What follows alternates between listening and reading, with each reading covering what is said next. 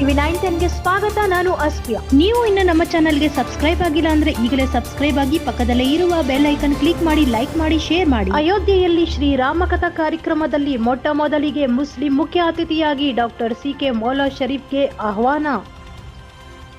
ರಾಜಸ್ಥಾನದ ಅಯೋಧ್ಯ ನಗರದಲ್ಲಿ ರಾಜಸ್ಥಾನ್ ಕಮಿಟಿ ವತಿಯಿಂದ ಶ್ರೀರಾಮ ಕಥಾ ಕಾರ್ಯಕ್ರಮವನ್ನು ಏರ್ಪಡಿಸಲಾಗಿತ್ತು. ಶ್ರೀರಾಮ ಕಥಾ ಕಾರ್ಯಕ್ರಮವನ್ನು ಶ್ರೀರಾಮಲಲ್ಲನ ಜೀವನ ಚರಿತ್ರೆಯೊಂದಿಗೆ ಭಜನೆ, ರಾಮನಾಮ ಜಪವನ್ನು ಮಾಡುವ ಮೂಲಕ ಭಕ್ತಾದಿಗಳು ಟಮಟೆ ವಾದ್ಯಗಳೊಂದಿಗೆ ರಾಜಸ್ಥಾನಿ ನೃತ್ಯವನ್ನು ಮಾಡುವ ಮೂಲಕ ಕಾರ್ಯಕ್ರಮವನ್ನು ವಿಜೃಂಭಣೆಯಿಂದ ಆಚರಣೆ ಮಾಡುತ್ತಾರೆ.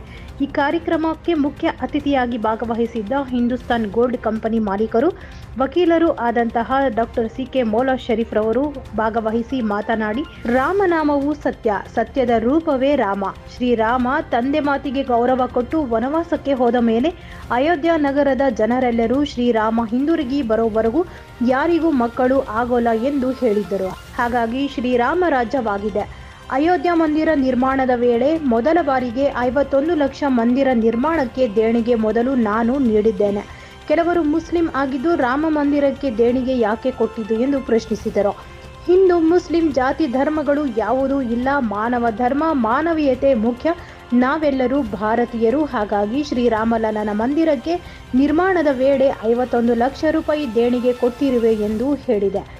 ಶ್ರೀರಾಮ ಒಬ್ಬರಿಗೆ ಮಾತ್ರ ಸೀಮಿತವಲ್ಲ. ಶ್ರೀರಾಮನನ್ನು ಕೆಲವರು ಮಾರುಕಟ್ಟೆಗೆ ತಂದು ರಾಜಕೀಯ ಮಾಡುತ್ತಿದ್ದಾರೆ. ಶ್ರೀರಾಮ ಒಂದೇ ಜಾತಿ ಧರ್ಮಕ್ಕೆ ಸೀಮಿತವಲ್ಲ. ರಾಮ ಒಳ್ಳೆ ಕೆಲಸಗಳು ಮಾಡುವ ಪ್ರತಿಯೊಬ್ಬರ ಜೊತೆಗೆ ಇರುವವರು. ಅವರ ಜೊತೆಗೆ ರಹೀಮ ಇದ್ದಾನೆ, ಅದುವೇ ಹಿಂದೂಸ್ತಾನ್ ಎಂದರು.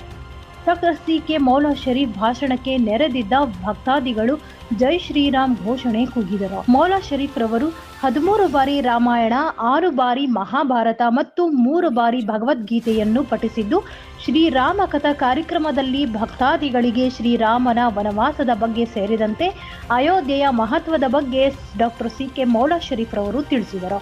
ಕಾರ್ಯಕ್ರಮದಲ್ಲಿ ಪ್ರಧಾನಮಂತ್ರಿಗಳ ಕಚೇರಿಯಲ್ಲಿ ಪೂಜಾ ಕಾರ್ಯಕ್ರಮಗಳು ನೆರವೇರಿಸುವ ಸ್ವಾಮೀಜಿಗಳು ಮೌಲಾ ಶರೀಫ್ ರವರಿಗೆ ಸನ್ಮಾನವನ್ನು ಮಾಡಿ ಗೌರವಿಸಿದರು. हमारे सी.के.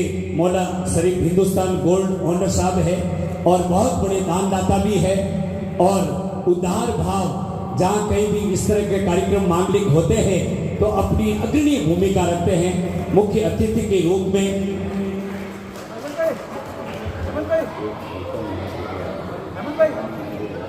राम मंदिर ओपनिंग झंडेबरा भव्य भव्यादि.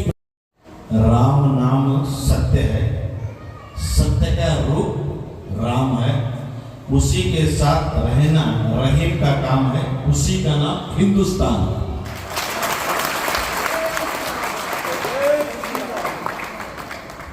जो श्रीराम के बारे में दशरथ महाराज का 3 बीवी थी, आपको मालूम है, कौशल्या, सुमित्रा, कैकेयी. मेरे को बहुत लोग पूछते हैं मुस्लिम है, तुमको राम कैसा मालूम है?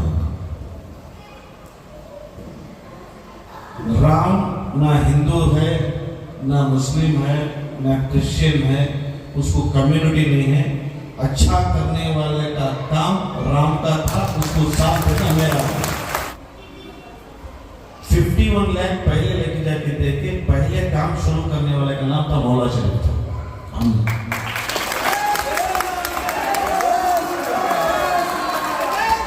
सभी लोग मेरे को पूछ रहे थे, तुम मुस्लिम है तो राम मंदिर को डोनेट किया, ये कैसा है? राम नाम सत्य है, सत्य का रूप राम है, उसी के साथ रहना रहीम का काम है, उसी का नाम हिंदुस्तान. ನಾವು ಸೌದಿ ಅರೇಬಿಯಾ, ದುಬೈ, ಮಸ್ಕತ್ನಂತಹ ಅಂತಾರಾಷ್ಟ್ರೀಯ ದೇಶಗಳಲ್ಲಿ ಹುಟ್ಟುವುದಕ್ಕಿಂತಲೂ ಒಂದೇ ಒಂದು ಜನ್ಮ ಭಾರತ ದೇಶದಲ್ಲಿ ಹುಟ್ಟಿರೋದು ನಾವು ಪುಣ್ಯವಂತರು ಎಂದು ಡಾಕ್ಟರ್ ಸಿ.ಕೆ. ಮೌಲಾ ಶರೀಫ್ ಹೇಳಿದರು. ಈ ಕಾರ್ಯಕ್ರಮದಲ್ಲಿ ರಾಜಸ್ಥಾನ್ ಕಮಿಟಿಯ ಭಕ್ತಾದಿಗಳು ಭಾಗವಹಿಸಿದ್ದರು.